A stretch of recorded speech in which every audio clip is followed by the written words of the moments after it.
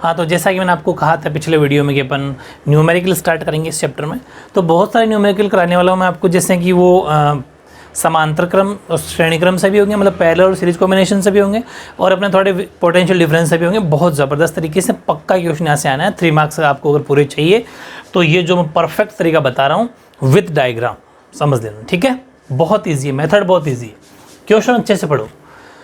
ये सारे क्वेश्चन भी मैं बुक से ही ले रहा हूँ, कुछ एग्जाम्पल्स है, कुछ पीछे वाले क्वेश्चन है, ठीक है। ओके, 3 रेसिस्टेंस आपके पास, बहुत ईजी मेथड है, बस बिल्कुल दिमाग यहाँ लगाना, साथ के साथ उतार लेना, लेकिन पहले समझो।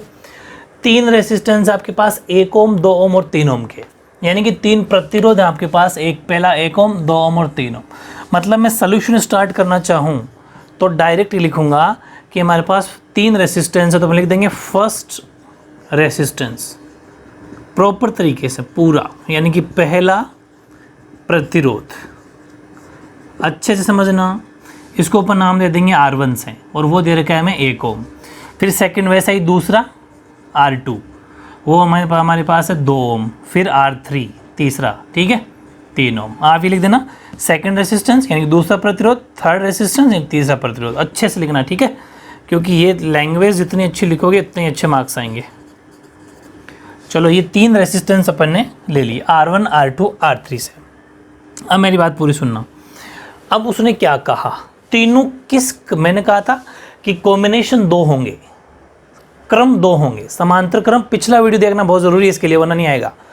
समांतर क्रम यानी कि पैरेलल कॉम्बिनेशन, ठीक है, पैरेलल कॉम्बिनेशन या फिर होगा सीरीज कॉम्बिनेशन। एग्जाम में ये अच्छे से देखना है कि इन दोनों में से दे कौन सा रखा है। फिलहाल हमें समांतर दे रखा है, यानी कि पैरेलल कॉम्बिनेशन दे रखा है, तो इसके अंदर क्या फॉर्मूला होगा वो भी बता देता हूँ।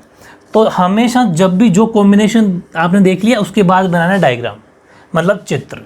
कैसे बनाना है पूरी बात को समझना, मैंने आपको पूरा प्रोसेस बता रखा है। यहाँ लगा देंगे अपन बैटरी, ठीक है, और इधर से अपन इलेक्ट्रिक करंट को पास कर देंगे, ठीक है, जिसका नाम हो जाएगा I।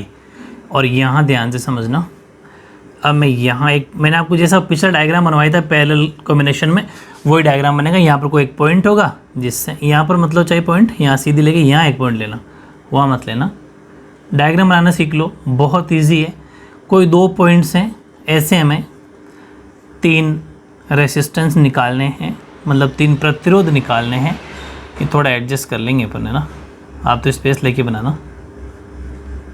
ये सेकंड हो गया और ये थर्ड रेसिस्टेंस, ये तीसरा प्रतिरोध हो गया, ठीक है। इलेक्ट्रिक करंट इधर से आ रहा है और ये अपनी बैटरी है, वोल्टेज ऐसा मान लो, इधर से गया, लाइट गई इधर से और ये चली गई, ये हो गया I1, सेकंड I2 और ये I3। रेसिस्टेंस R1, R2 और R3, क्योंकि आपने इस चिन्ह पहचान लिया होगा, ये जो साइन होता है वो R1, R2, R3 का है।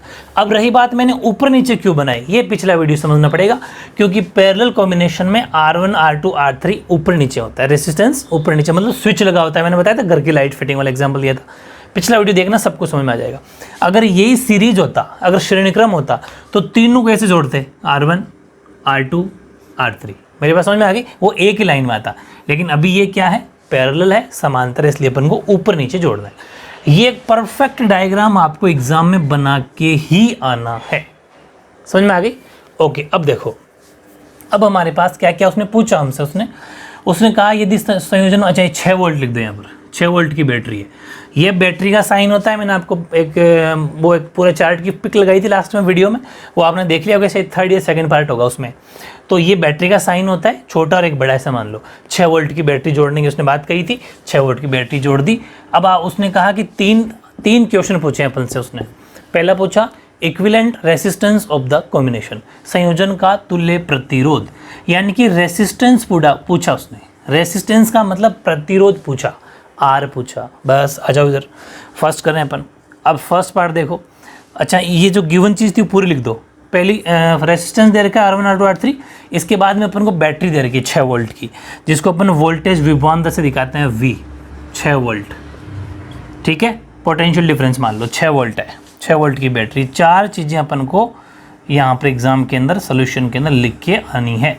इसके बाद देखो फर्स्ट पार्ट सोल्व करते हैं। फर्स्ट पार्ट का मतलब A, ये लिखने के बाद डायग्राम बनाओगे, डायग्राम बनाने के बाद में A मतलब फर्स्ट पार्ट। ये ए हो चाहे फर्स्ट रोमन नंबर, वो कोई फ़र्क नहीं पड़ता।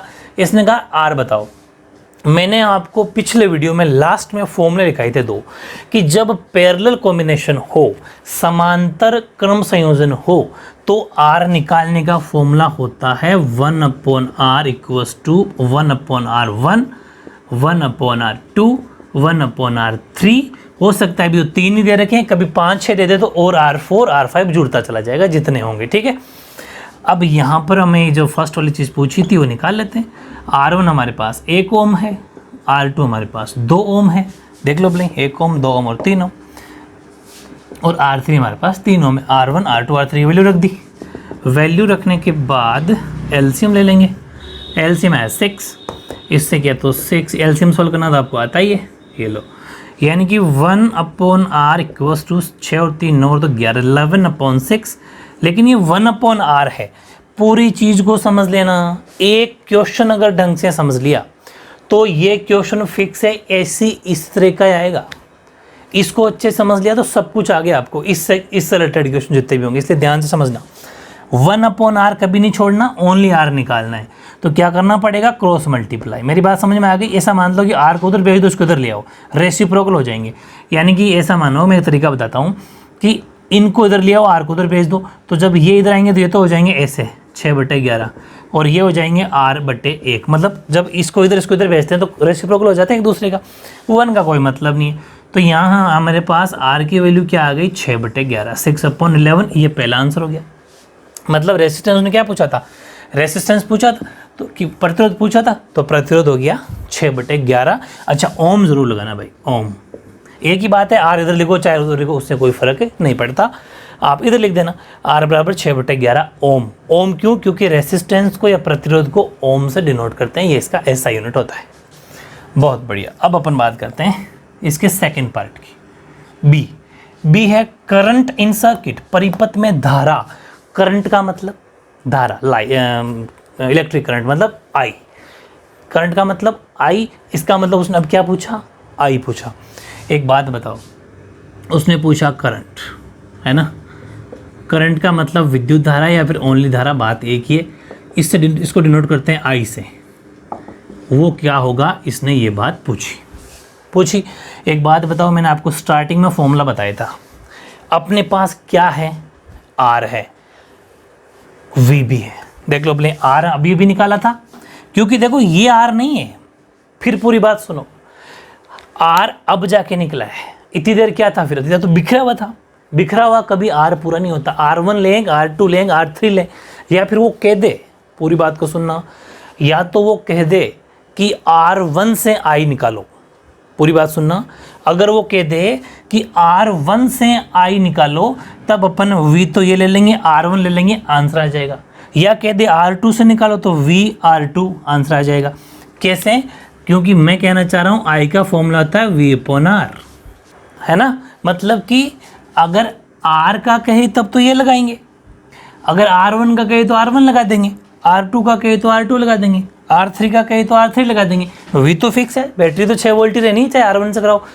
लेकिन उसने अभी ये नहीं कहा, उसने सिंपली ये कहा I निकालो। जब I पूछे मतलब वो पूरे इलेक्ट्रिक करंट को इंडिकेट कर रहा है, मतलब I1 I2 I3, मतलब R1 R2 R3 कंप्लीट में कितनी लाइट खर्च हुई। फिजिक्स है, अच्छे समझना, सॉल्यूशन करना बड़ी बात नहीं है, समझ के करोगे तब आप भी इस, क्योंकि डिट्टो एग्जाम में क्वेश्चन नहीं आते, न्यूमेरिकल और मैथ्स में क्वेश्चन डिफरेंट हो सकते हैं, इसलिए इन चीज़ों को सोचना सीखो। जैसे मैंने ट्रिग्नोमेट्री सोचना सिखाई थी, सॉल्यूशन ट्रिग्नोमेट्री का आपको बहुत सारे वीडियो मिल जाएंगे, लेकिन जो मैंने सोचने का तरीका बताया कहीं नहीं मिलना। इसलिए मेथड सीखो कि मैंने सोचा कि आप भी ऐसे सोच रहे हो, बात तो वो है। मतलब कि I = V/R, तो I बराबर V कितना 6 वोल्ट, 6, R कितना 11/6। अब पूरी बात को सुनना, यहाँ पर सोल्यूशन करने में मिस्टेक होती है। हाँ 6/11, सॉरी 6/11, 6/11, ये तो अपॉन में, लेकिन इस 6 के खुद के बटे में ये और है। मतलब मेरा कहने का ये है कि जो ये 6/11 है, ये इस खुद के बटे में, तो क्यों ना अपन इसको भी एक ऐसा मान ले, मतलब वो 6 था, उसके नीचे भी 1 रख लो, क्योंकि वो भी बटे में अपॉन बन जाए, ये भी अपॉन में। कि क्यों, इसका बेनिफिट क्या है, बेनिफिट ये है कि अब रेसिप्रोकल करने में कोई गलती नहीं होगी। जब ये रेसिप्रोकल होगा तो 11 ऊपर 6 नीचे, 11 ऊपर 6 नीचे रेसिप्रोकल जानते हो ना। ये 6/1 नहीं करोगे तो हो सकता है मे बी आपको कन्फ्यूज़न हो जाए, इसलिए मैंने जैसे मैथ्स के पैटर्न बताए वो के वो पैटर्न यहाँ बता रहा हूँ, ठीक है।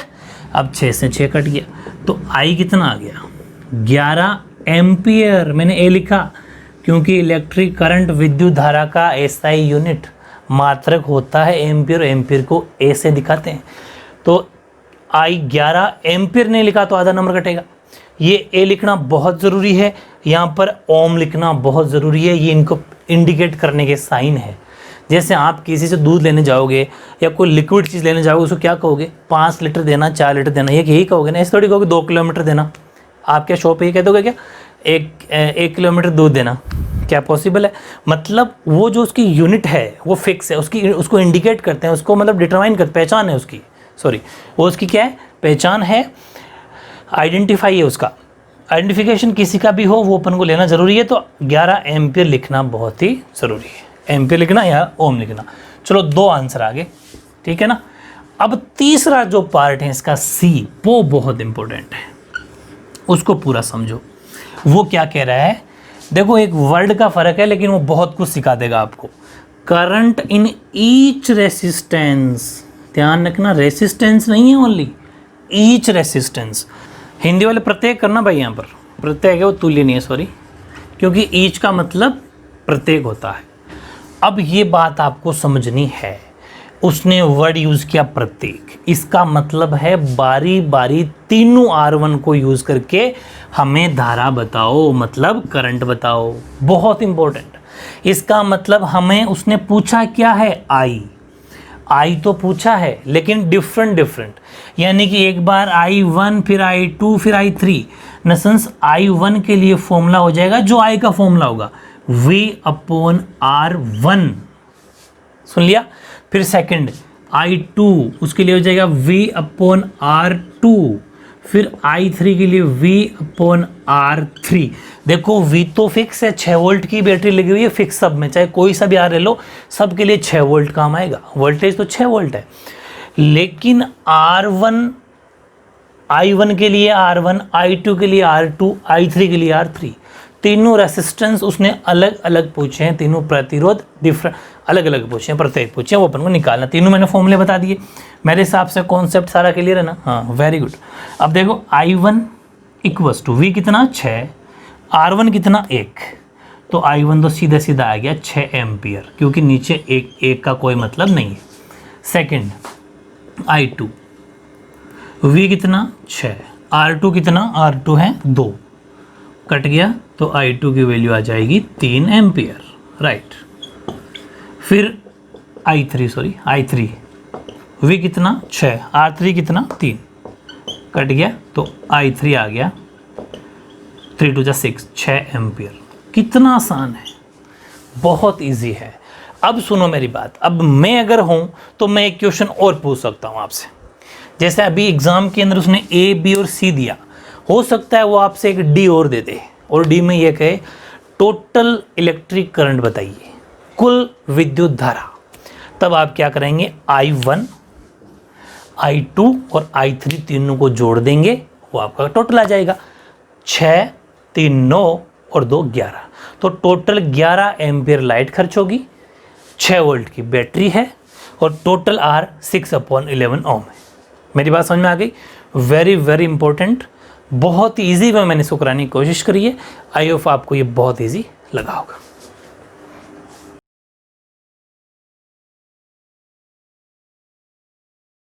अब वो न्यूमेरिकल समझ में आ गया तो फिर तो ये तो बहुत ज़्यादा इजी है, इसलिए मैंने पहले मुश्किल वाला पहले लिया था। हालांकि नंबरिंग के हिसाब से बुक में ये पहले है, ठीक है।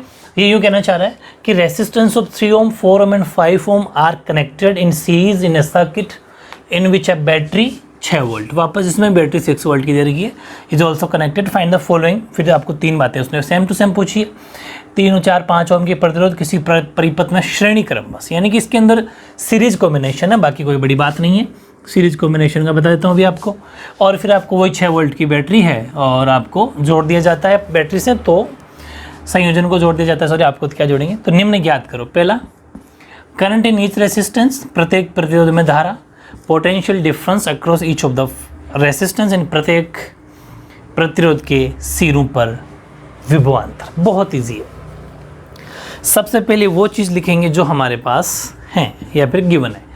गिवन है फर्स्ट रेसिस्टेंस यानी कि R1 3 ओम। एग्जाम में ऐसा लिख सकते हो, कोई फ़र्क नहीं, इसका नंबर नहीं कटता। 4 ओम और 5 ओम। R1 R2 R3 आपको दे रखे हैं, ठीक है। इसके बाद उसने क्या पूछा, बैटरी दे रखी है आपको 6 वोल्ट की, पूछा क्या, अभी तो गिवन है। अब उसने दो बातें पूछी, ये इतनी करने के बाद मैंने क्या कहा था, क्या करना है, डायग्राम बनाना है। डायग्राम के लिए सबसे पहले कॉम्बिनेशन देखना है, क्रम देखना है, श्रेणी क्रम है। तो श्रेणी क्रम के लिए बहुत ईजी सा डायग्राम बन जाएगा। R1 R2 R3, मैंने कहा था ना कि जब ये अगर ये श्रेणी क्रम में होता और फिर लगा दो बैटरी, तो इसको एक लाइन में जोड़ दिया जाता है, ठीक है। बहुत ज़्यादा ईजी है। R1 R2 R3 3 ओम 4 ओम 5, ठीक है ना। इस तरीके से इसको एक आपको डायग्राम बना के आना है, ठीक है। ओके, अब इसके इलेक्ट्रिक करंट का शो करना चाहो तो कर देना। आई उधर से आ रही है और ठीक है, ओके। अब देखो, अब उसने पहली बात पूछी प्रत्येक प्रतिरोध में धारा। पहला क्वेश्चन पूछा करंट इन ईच रेसिस्टेंस। अब एक बात बताओ, अब हमें उसने विद्युत धारा पूछी, हमसे उसने आई पूछी। आई का फॉर्मूला होता है, बताओ आई का फॉर्मूला क्या, V अपॉन R। क्या आपके पास V है, यस। क्या आपके पास R है, R है, बट कौन सा। इसने क्या पूछा, ईच रेसिस्टेंस, प्रत्येक प्रतिरोध, ठीक है। लेकिन बात ये है कि वो प्रत्येक प्रतिरोध ईच रेसिस्टेंस तो है, बट आई तो सब में सेम है ना, इलेक्ट्रिक करंट तो सेम आएगा बिकॉज वो एक ही लाइन में जुड़े हुए हैं, ठीक है। इसका मतलब आई का फॉर्मूला V अपॉन R, लेकिन हम निकालेंगे इसका पहले R कि V तो हमारे पास है 6 वोल्ट, ये पोटेंशियल डिफरेंस विभवांतर तो है हमारे पास, लेकिन हमारे पास R नहीं है, तो R निकाल लेंगे। R1 plus R2 plus R3। मैंने बताया था फॉर्मूला पिछले वीडियो में कि जब श्रेणी क्रम में हो तो तीनों R को जोड़ेंगे, जब पैरेलल यानी कि समांतर क्रम में हो तो अपोन में करके ऐड करेंगे, ठीक है। करना ऐड ही है। तो R1 आपका 3 ओम 4 ओम 5 ओम, ठीक है।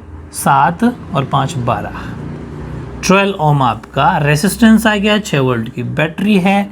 आई का फॉर्मूला V अपॉन R यानी कि 6 अपॉन 12। 6 की टेबल से काटोगे तो 1 अपॉन 2, या फिर इसको लिख सकते हो 0.5। कैसे भाई 0.5 कैसे, 2 का भाग दे दो इसमें, ठीक है। इतना तो जानते होंगे, 1/2 को 0.5 लिख सकते हैं, किसी को दिक्कत तो नहीं है ना। ऐसे करते हैं इसको, 2 का इसमें किया तो 0 पॉइंट लग गया, क्योंकि जब स्टार्टिंग में ही नहीं डिवाइड जा रहा तो क्या करेंगे 0 पॉइंट, ये हो गया 0, 2 5 जा 10, क्योंकि यहाँ पॉइंट लगने के बाद ऑटोमेटिक 0 आ जाता है। तो 0.5 एम्पियर नहीं लगाया मैंने, बहुत बड़ी गलती कर दी, क्योंकि एम्पियर बिना अधूरा आंसर माना जाएगा। चलो फर्स्ट ए पार्ट हमारा आ गया। अब उसने जो बात पूछी, देखो एक बात का ध्यान रखना, कोई बच्चा गलती मत कर देना।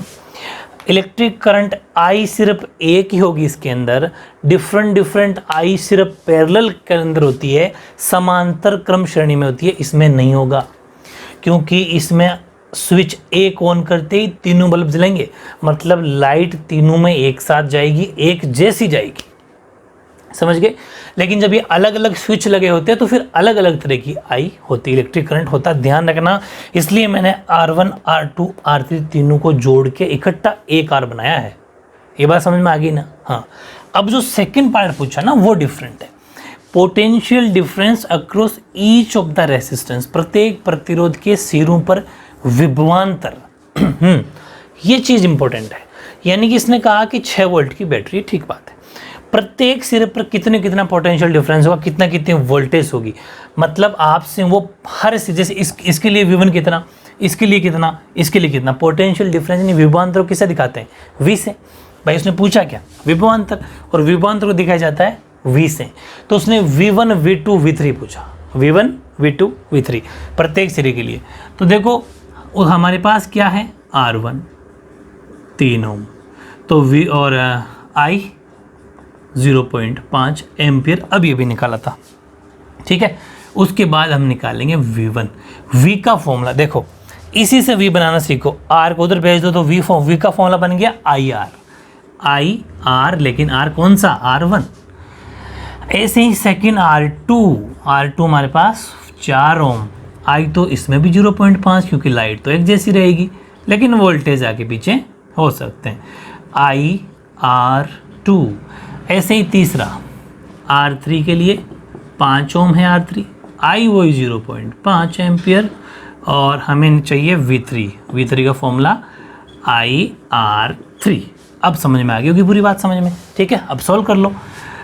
V1 निकल जाएगा, V1 बराबर I कितना 0.5 इंटू 3 R1, तो V1 की वैल्यू क्या आ जाएगी 3 5 15, यानी कि 1.5, 3 5 15 और एक डिजिट बाद पॉइंट लग जाएगा, तो 1.5 वोल्ट। पूरी बात सुनना, वोल्टेज आगे पीछे कैसे होंगे।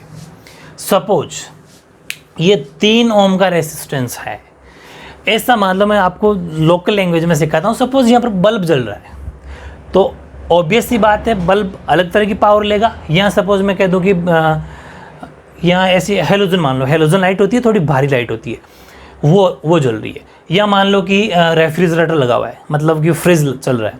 एक बात बताओ, इसको लाइट कम ज़रूरत पड़ेगी क्योंकि ये इतना ही वोल्टेज लेगा जितना आपकी एक ट्यूबलाइट जल जाए। ऐसा मान लो कि यहाँ ट्यूबलाइट जल रही है, यहाँ आपका यहाँ LED ट्यूबलाइट मान लो, यहाँ कोई सी अलग तरह की भारी ट्यूबलाइट मान लो, और यहाँ आप रेफ्रिजरेटर मान लो। तो देखो LED कम लाइट खाएगी, सीधी सी बात है, मतलब वोल्टेज कम चाहिए। भारी लाइट है, हेलोजन लाइट है, ज़्यादा लाइट चाहिए। रेफ्रिजरेटर है, और ज़्यादा लाइट चाहिए। मतलब करंट उतना ही जा रहा है, लेकिन वोल्टेज कम ज़्यादा हो सकते हैं। ये फर्स्ट 1.5 वोल्ट की लाइट लेगा, 1.5 वोल्टेज लेगा। पोटेंशियल डिफरेंस कितना, 1.5 वोल्ट, याद रह जाएगा ना। ओके, लेकिन आई कभी भी अलग अलग नहीं, आई तो सेम ही होगी। लाइट तो पूरी मिल रही है, जिसको जितनी ज़रूरत होगी वो हिसाब से ले लेगा। अब जैसे मैं करूँ V2 के लिए आई कितना 0.5 और R2 4। समझ तो रहे हो ना आप भाई। जैसे आप मोबाइल चार्ज लगाओगे तो मोबाइल चार्ज कोई सी प्लग में लगा दो, वो तो उसकी जितनी कैपेसिटी होगी उतना ही तो करंट लेगा उससे। करंट फुल मिल रहा है, भले ही उसी प्लग में मोबाइल चार्ज लगा दो, भले ही उसी प्लग में आप रेफ्रिजरेटर वाली पिन लगा दो, लाइट तो पूरी मिल रही, जिसको जितनी चाहिए वो ले लेगा। फ्रिज बहुत ज़्यादा वोल्टेज की लाइट ले लेगा, और मोबाइल चार्जर कितनी भी नहीं लेगा, जबकि पिन वही है। समझ पा रहे हो मेरी बात को, सोचना थोड़ा। 0.5 को 4 से करोगे तो ये आ गया 2.0, यानी कि 2 वोल्ट। इसका मतलब ये 1.5 था, तो ये 2 वोल्ट खा रहा है, थोड़ी सी ज़्यादा लाइट खा रहा है। तीसरे के लिए V3 की मैं अगर बात करूँ तो I 0.5, R3 5, 25 यानी कि 2.5 वोल्ट, तो ये और ज़्यादा लाइट खा रहा है। तो बहुत इजी है ये तीनों आपके आंसर आके, ये इसने पूछा था। काफ़ी इंपॉर्टेंट है, इसके बारे में आप अच्छे से सोचना। ये था आपका सेकंड क्वेश्चन। ऐसे नेक्स्ट एग्जांपल देखो, बहुत टॉप लेवल की तैयारी करा दूंगा मैं आपको, इसको इतना परफेक्ट तरीके से समझाऊंगा। ऐसे क्वेश्चन पक्के आएंगे, डायग्राम दिया हुआ रहेगा और आपसे पूछेगा रेसिस्टेंस बताओ, मतलब रेसिस्टेंस का मतलब प्रतिरोध बताओ। सेम पूछा, find the equivalent resistance between A and B in the given figure, मतलब A से लेके B तक के बीच में कुल तुल्य प्रतिरोध बताओ। ऐसा क्वेश्चन जब भी आ जाए तो देखो बहुत ईजी है। इसको इस तरीके से सोचो कि ये तीनों किस मेथड में है, मतलब ये तीनों किस कॉम्बिनेशन में है। सबसे पहले जो ये है 1 2 3, मतलब अगर मैं सोल्यूशन की बात करूं तो R1 R2 R3, R1 2 ओम, R2 भी 2 ओम, R3 भी 2 ओम। 1 मिनट के लिए इतना सा देखो, और इस बाकी डायग्राम को देखो ही मत, इतने से को देखो, आपको क्या नजर आएगा, पैरेलल कॉम्बिनेशन, मतलब समांतर संयोजन, समांतर क्रम संयोजन आएगा ना। इसका मतलब मैं अगर इन 3 से R निकालता हूँ तो 1/R का formula 1/R1 plus 1/R2 plus 1/R3, यानी कि अगर मैं इतने से निकालूँ तो 1/R बराबर 1/2 प्लस 1/2 प्लस 1/2, तो 1/R का एलसीएम 2 आ गया, तो 1 प्लस 1 प्लस 1, यानी कि 1/R का 3.2। और मैंने कहा था R को सेपरेट करना है, R सेपरेट करोगे तो ये इधर आ जाएंगे, 2.3 R ऊपर चला जाएगा, यानी R की वैल्यू कितनी आ गई 2.3। ऐसे लिखो चाहे ऐसे लिखो, बात एक ही है, ठीक है। R इधर लिखो इधर लिखो, मतलब R की वैल्यू आ गई 2/3 ओम। कौन सा R आया, ये आ गया इतना सा। ओके, फिर बात करते हैं इसकी, बिल्कुल डिटो सेम है, भाई ये भी तो डिटो सेम है। एक अपन काम करते हैं R1 R2 R3 R4 R5 R6 R7, यानी कि मैं अगर बात करूं R4 की, इसको तो यहीं रहने दो, बस इसको यहीं छोड़ दिया अपन ने। और ये जो निकल गया इसको अपन ने कह दिया सिर्फ R, ये क्या है ओनली R। अब ये 3 और निकालते हैं, R5 R6 R7, बहुत ईजी है, अच्छे समझना। 2 ओम, हालांकि आएगा वही लेकिन करना तो पूरा पड़ेगा ना। तो फिर इससे अपन निकालते हैं R, 1/R बराबर 1/R5 1/R6 1/R7, क्योंकि ये R1 R2 R3 था, R4 यहीं पर पड़ा है, अभी इसको अपने टच ही नहीं किया बीच वाले को, 5 6 7 हो गया। तो 1/R इक्वल्स टू 1/2 + 1/2 + 1/2, ठीक है। तो 1/R बराबर एलसीएम 2 आ गया, एलसीएम 2 आने के बाद में सेम वही 1 + 1 + 1, तो 1/R बराबर 3/2 ओम, है ना। या फिर पूरा सोल्व कर लो, आर को उधर भेजोगे तो ये हो जाएगा उल्टा, मतलब कि यहाँ पर भी 2.3 यहाँ पर भी 2.3 आना तो फिक्स था, हमें पता था कि वही आना है, लेकिन फिर भी एग्जाम में थोड़ी लिख आएंगे सीधा, वो एग्जाम में तो सोल्व करके आना पड़ेगा। अब मेरी बात समझ में आ गई, इन तीनों को जोड़ा तो 2.3, इन तीनों को ऐड किया जोड़ा तो 2.3, क्योंकि दोनों पैरेलल थे, समांतर थे, इसलिए इसको ऐसा ऐड किया, ठीक बात है। अब प्रॉब्लम कहाँ स्टार्ट हो गई, ये भी आर, तो उसका कुछ नाम चेंज कर देते हैं, R single dash R double dash. ये पहचान जरूरी है, ये जितना भी मैं काम कर रहा हूँ ये फिजिक्स से ऐसा कैसा आपको वहाँ करके आना पड़ेगा, R single dash R double dash, ठीक है। अब मैं बात करता हूँ, बच गया R4। अब मुझे एक बात बताओ, यही डायग्राम अब ऐसा बन गया, ऐसा कैसे कि ये R डैश, ये R4, ये R डबल डैश। पूरी बात को दिमाग फिट करा दूँ एकदम। R डैश का मतलब तीनों मर्ज कर दिए अपन ने, तीनों को इकट्ठा कर दिया, ये 2.3, R4 2 है, R डबल डैश वो भी 2.3। बात दिमाग में फिट है ना, क्योंकि ऐसा मान लो कि बेच दिया इनको, इकट्ठा करके अपन ने मर्ज कर दिया, तो पीछे क्या रहा, ये 2.3 बन गया, 2.3। अब ये तीनों कैसे दिखाई दे रहे हैं आपको, अब आपको तीनों दिखाई दे रहे हैं सीरीज कॉम्बिनेशन में, श्रेणी क्रम में। वेरी गुड, इट मीन्स अब हमें जो टोटल R चाहिए था, यानी उसने पूछा ना इक्विवेलेंट पूछो चाहे टोटल पूछो, ठीक है, इक्विवेलेंट पूछो, इक्विवेलेंट रेसिस्टेंस या फिर तुल्य प्रतिरोध, तो वो क्या बन जाएगा, तुल्य प्रतिरोध को अपन नाम दे देंगे R से, बराबर R single dash R double dash, और या फिर पहले R4 ले लो, R4 और R डबल डैश। एक परफेक्ट सोल्यूशन है कि नहीं है, दिमाग में फिट हो जाएगा। यानी कि R बराबर R सिंगल डैश है 2.3, R4 है 2, R डबल डैश भी 2.3, ठीक है, गुड। एलसीएम ले लेंगे, एलसीएम आ गया 3, 2 6 2, 6 2 8 तो 10, 10/3 ओम। या फिर पॉइंट में चाहते हो तो वैसे पॉइंट की जरूरत नहीं, इतना भी आंसर परफेक्ट होता है, इसमें पॉइंट निकालने की जरूरत नहीं होती, वैसे कोई मार्क्स नहीं कटेंगे इसमें। इट मीन्स इस पूरे क्वेश्चन का टोटल जो R निकल के आया, इस डायग्राम से जो R निकल के आया वो 10/3 ओम निकल गया, 10/3 ओम निकल गया। इतना परफेक्ट तरीका, बिल्कुल सब कुछ मर्ज होके जुड़ जुड़ा के ही आ गया। वेरी इंपॉर्टेंट सा न्यूमेरिकल आपका फिनिश। ऐसे ही एक क्वेश्चन हो रहा है जो आपकी बुक में ऑब्जेक्टिव टाइप क्वेश्चन दे रखा है, लेकिन फिर भी अपन करेंगे। एक विद्युत परिपथ में 1 ओम 2 ओम और 3 ओम के 3 चालक तार श्रेणी क्रम में लगे हुए हैं, बस आंसर आ गया, क्योंकि हमें कॉम्बिनेशन तो चेक करना है, सीरीज कॉम्बिनेशन है। आपसे पूछ रहे इसका तुल्य प्रतिरोध इक्विवेलेंट रेसिस्टेंस क्या होगा, ऑप्शन देखो 1 ओम से कम, देखो कैसा क्वेश्चन आ गया। इसलिए ये चीज़ें अपन को क्या है कि ये करनी पड़ेगी, क्वेश्चन कैसा भी आ सकता है। सबसे पहले मैं अगर डायग्राम की बात करूँ ना, या फिर सोल्यूशन की बात करूँ, तो सबसे पहले अपन गिवन चीज़ लिखते हैं, R1 लिखते हैं, R2 लिखते हैं, R3 लिखते हैं ना, 1 ओम 2 ओम और 3 ओम। इंग्लिश हिंदी वाले सारे ओम ऐसे ही लिख सकते हो, कोई फ़र्क नहीं पड़ता, 1 2 3 ओम दे रखे हैं। उसके बाद बात करते हैं अपन डायग्राम की। तो देखो डायग्राम बनेगा सीरीज़ का ऐसा, मतलब एक ही लाइन में आ जाएगा, ठीक है, और ऐसे करके एक बैटरी जोड़ देना, और इस तरीके से ये R1 और ये R2 डायग्राम सब में बनाना फिर कह रहा हूँ, क्या पता आप कहाँ कहाँ सोल्यूशन देख लो, नहीं बनाओगे तो फिर आपके ही नुकसान है। फुल मार्क्स चाहिए तो डायग्राम आपको बनाना पड़ेगा। अब सुनो, और कुछ देर का है कि इतने देर का है। अब उसने क्या पूछा, सीरीज कॉम्बिनेशन है बस, और आपको बैटरी दे ही नहीं रखी, सॉरी बैटरी गिवन नहीं है, चलो बैटरी नहीं लिखेंगे फिर, और ना ही इलेक्ट्रिक करंट है तो आपको आई भी नहीं लिखना। ये बात का आपको ज़रूर ध्यान रखना है। वैसे डायग्राम इसमें बनाओ ना भी चलेगा, बिकॉज ना तो बैटरी है ना करंट, लेकिन बना देना आप।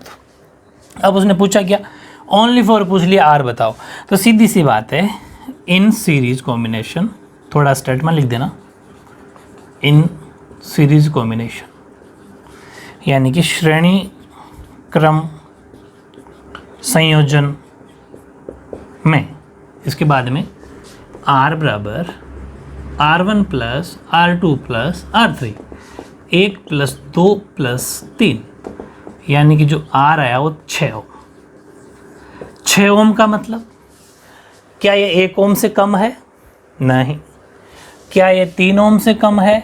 नहीं। क्या ये 1 ओम से ज़्यादा है? हाँ है, 1 ओम से तो ज़्यादा है, बट 3 ओम से भी ज़्यादा है, तो मतलब दोनों सही है, लेकिन ज़्यादा बेटर कौन सा है?